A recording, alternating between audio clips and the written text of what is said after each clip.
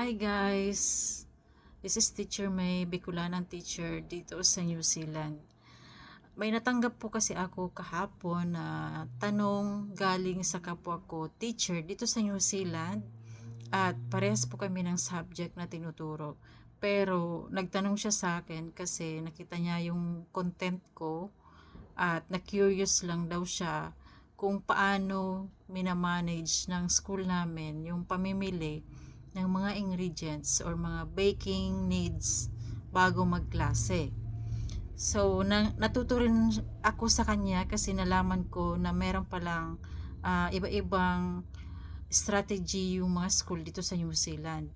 Kasi in her case, sila yung nagpaplano at sila rin daw yung namimili ng kanilang mga gagamiting ingredients.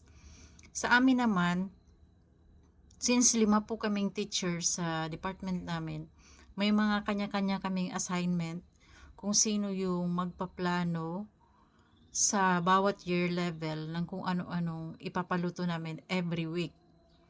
So, ang ginagawa namin, isang teacher para sa year 9, isa sa year 10, at ako po yung assign sa year 11, tapos meron ding isang sa year 12, at yung isa sa year 13. So, ipaplano namin yan prior to cooking or to practical. Kasi practical po yung tawag nila dito.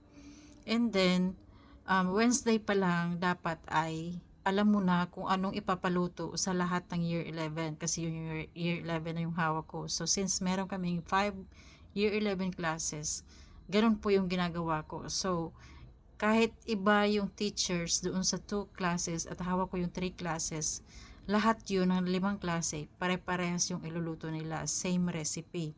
Ako yung magre-ready ng recipe, ako yung maglilista kung ano yung mga ingredients, kung ilang kilo, tapos kailangan specific. Tapos, mayroong taga-bili sa amin na hindi siya or non-teaching staff. Ang tawag sa kanya ay technician.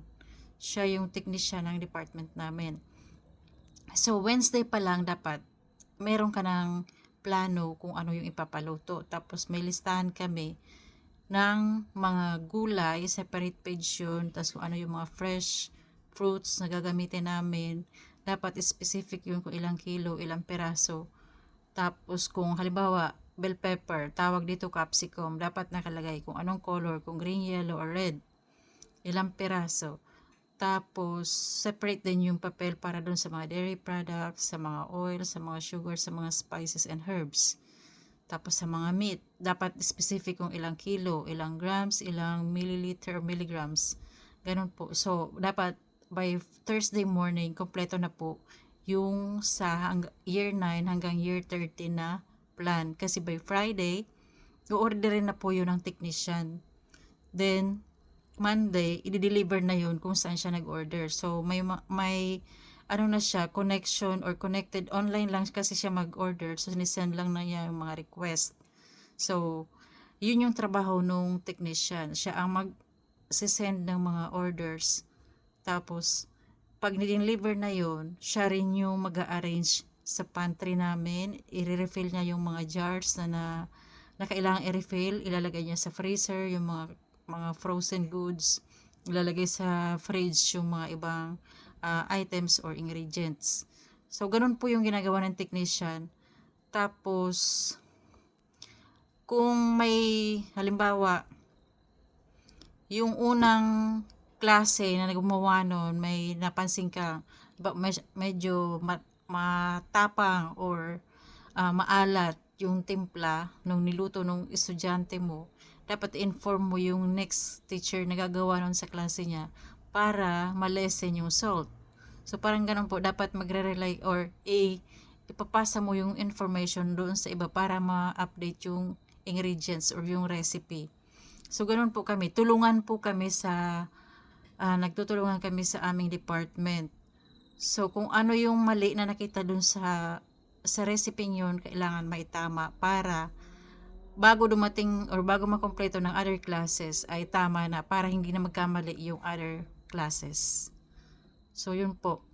So, meron din kaming, syempre, kailangan i-check yung mga expiration date, ano yung mga kailangang ubusin muna at i-dispose or gamitin. syempre yung maunang ma-expire at yung or malapit nang ma-expire, yun dapat ang una mong gamitin. Tapos kailangan with label, yung pantry namin dapat naka-label, bawat jar may label. Tapos naka-arrange, sorted lahat, naka-arrange yun. So may malawak kaming room na lagayan ng mga equipment, ng mga utensils, mga kaldero, lahat yun. Tapos iba rin yung sa pantry. So bawat shelves naka-label, naka-arrange. Lahat ng spices, mga dry goods, lahat yun labeled at naka-container. So kung may tanong pa po kayo tungkol sa way ng pagturo ng isang food tech, chat na lang po or message. Thank you.